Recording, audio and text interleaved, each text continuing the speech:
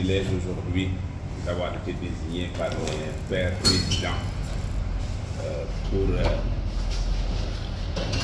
m'adresser à l'ensemble des Sénégalais. Cette adresse, c'est d'abord une initiative du président Idy Thiam, qui a pris son téléphone hier, compte tenu du contexte, pour appeler tous ceux qui sont du secteur privé pour qu'on essaie d'apporter notre pierre à la résolution des problèmes auxquels le pays fait face actuellement. Nous ne sommes pas des acteurs politiques. Nous revendiquons une position d'acteur économique. Mais vous savez tous que c'est le politique qui définit les conditions économiques. Et c'est des conditions économiques que découlent les conditions sociales. Donc c'est une conjonction de facteurs qui sont intimement liés. Nous avons vécu tous ces temps-ci, pratiquement ces 2 jours, quelque chose de douloureux pour chaque Sénégalais. C'est d'abord les morts. Nous commençons par cela pour nous incliner devant la mémoire de nos fils, de nos enfants, de nos amis qui sont disparus.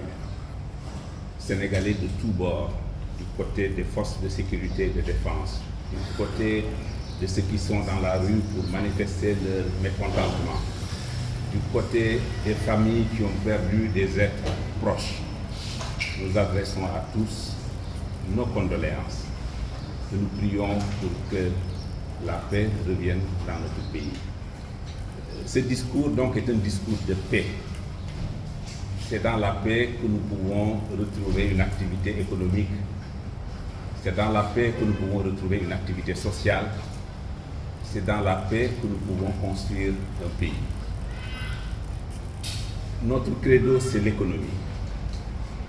La crise que nous vivons, comme on l'a souligné dans nos échanges assez approfondis depuis plus de 3 heures de temps, concerne certes des volets politiques, mais aussi un important volet économique qui nous interpelle. C'est sur cet aspect-là que nous voulons surtout insister.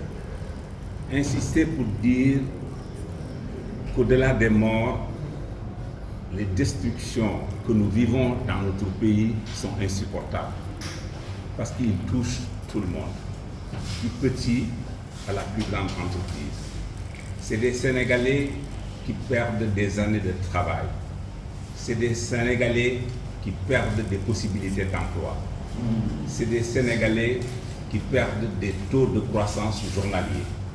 C'est des Sénégalais qui perdent une certaine reconnaissance internationale au point de rebourser les investissements dans notre pays, et nous en avons tous besoin. Nous avons eu, étrangers comme citoyens, des dégâts importants que nous avons vécus dans les entreprises. Du plus petit commerçant à la plus grande entreprise, les dégâts sont énormes. On ne peut pas les chiffrer. Mais ces dégâts sont, je veux dire, de moindres mesures comparées à la perte de vie humaine que nous avons connue, et nous nous inclinons devant encore cet corps. Nous voulons que l'aspect économique, qui est notre domaine de prédilection, puisse nous permettre de nous adresser à toutes les parties. D'abord à notre État, le gouvernement, pour dire qu'il faudrait que des solutions soient trouvées à cette crise et que le secteur privé dans son ensemble se tient prêt, disponible pour aborder toutes les questions qui peuvent ramener la paix dans notre pays. Nous demandons aussi aux autres forces politiques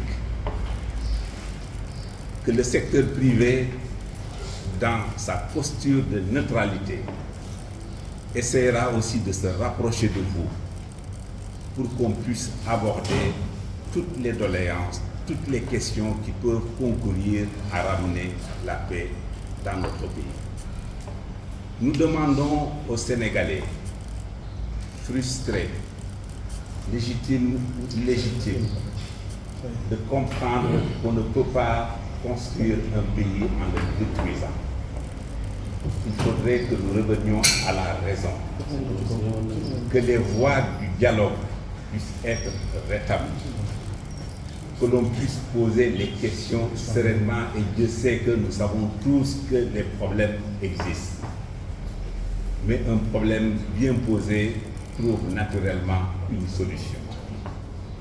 C'est le rôle que le secteur privé veut se donner pour qu'on essaie d'aborder avec toutes les composantes de notre nation des solutions qui puissent ramener la paix, la sérénité, la concorde nationale dans notre pays.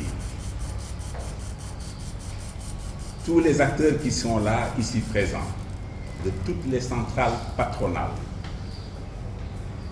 ont souhaité, avec la vive énergie, que l'on s'implique de manière tout à fait sincère et permanente. Nous avons assisté pendant une longue période à des conflits latents qui nous ont amenés dans cette situation-là. Nous espérons, au sortir de nos rencontres avec les différentes parties, que des solutions définitives seront trouvées pour que le Sénégal puisse vivre en paix.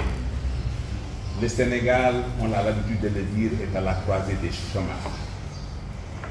Nous sommes à un moment important et crucial de notre histoire. On ne peut pas passer notre temps à nous détruire l'un l'autre, alors que les autres nations font face pour relever les défis du monde. Cela, chaque Sénégalais, quel que soit son niveau, peut le comprendre. Donc notre démarche est d'abord une démarche de paix, une démarche de préservation de nos outils de travail, une démarche de préservation de ce qui fait notre dignité. C'est le travail qui peut nous permettre d'être des hommes dignes, des hommes de foi, des hommes qui croient à l'avenir, des hommes qui peuvent et des femmes qui peuvent construire leur pays. Je crois que cet appel-là, tout le monde peut le comprendre. Quelles que puissent être les frustrations, les problèmes, nous devons être en mesure de nous retrouver et de discuter. Nous ne ménagerons aucun effort, quel qu'en soit le prix, pour rendre durables nos rencontres et nos démarches envers toutes les composantes de la société qui peuvent amener la paix et la justice dans notre pays.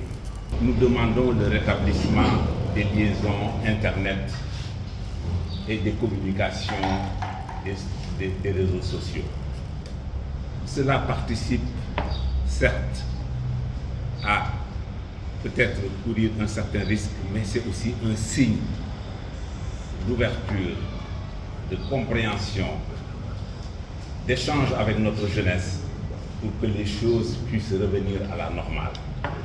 Et nous profitons de cet élément-là aussi pour demander à tous ceux qui utilisent ces réseaux sociaux que le temps est à l'apaisement, à la paix des cœurs, qu'on ne continue pas à jeter de l'huile sur le feu. C'est extrêmement important. Et nous espérons que notre gouvernement, tous les acteurs qui sont dans cette dynamique-là, feront le nécessaire pour que les Sénégalais reprennent à se parler, à s'écouter, à se comprendre.